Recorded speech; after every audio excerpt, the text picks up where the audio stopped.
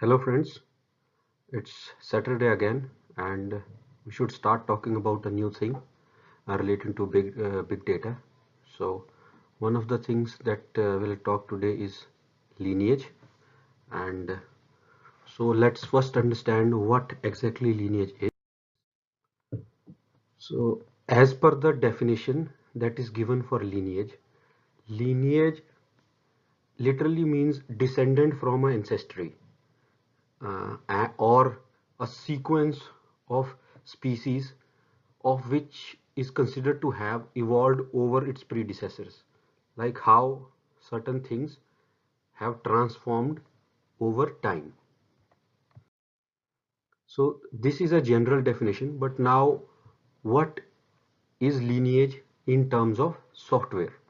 So in terms of software, data lineage includes from where the data origin, what happened to it, and where it moved over time.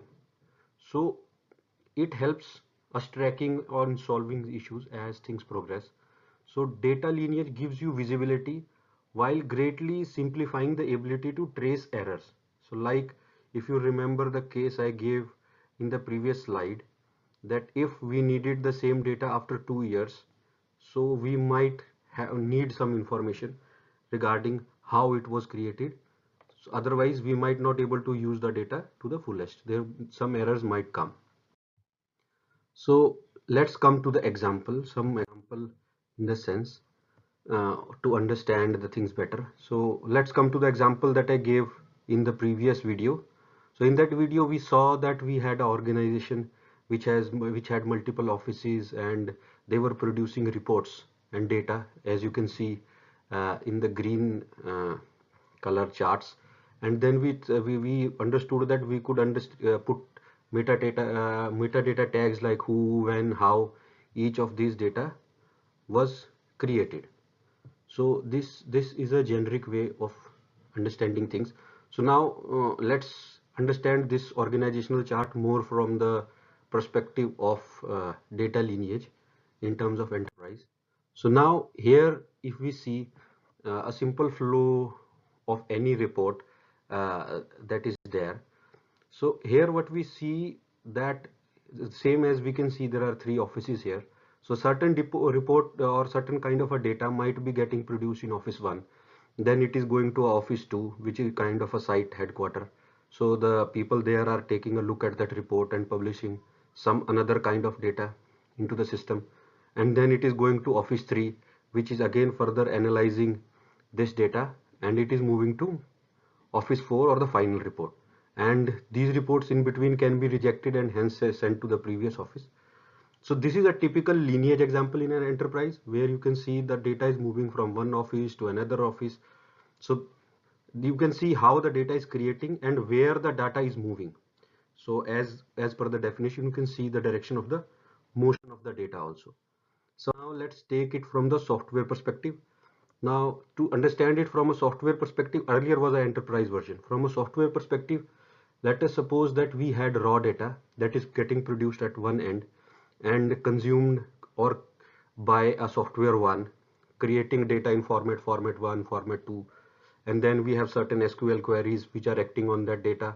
We are storing that system into the data server, then again another set of queries that are acting like in a different, expecting a data in a certain format and producing a SQL report or some visualizations which are used by the guy in the analytics. And all of this is stored in a data server. So this is the lineage, this is you of the data. You can see how the data is getting created and is moving forward in a different format. Now, suppose after certain amount of time, this gets modified, our software one gets updated, our SQL query in one of the servers got updated, and suddenly now data is getting produced in a different format, and the visualization tool has started to show things in a different format. So basically, what the problem will be in this system is, after a certain amount of time, we will forget the information about how the data was initially getting produced. So this will make impossible for us to recreate the data and hence producing a lot of errors. So how we can solve this is simply by same as we discussed, we will need to add lineage related information into the system. So what kind of lineage related information? Like what software was used to create these reports, or what version of query was used to create this report, so that if we want to go to the previous one, we know the exact version of the query, and if that query is saved in some Perforce, we can recreate the data. Similarly, what formats were used to this? So if the data was column wise, what was the data type of each of these columns, and other details. And we can save all of these details into the meta server, so that whenever we need to recreate this data again, we can get the column information from the meta server and the other details about the data types and all, and we can recreate the data to get a better result. So if you see now, when this data is actually getting pushed into the metadata server, we have entry for both meta 1 type, that was the original flow, and meta 2 type, which is the new flow.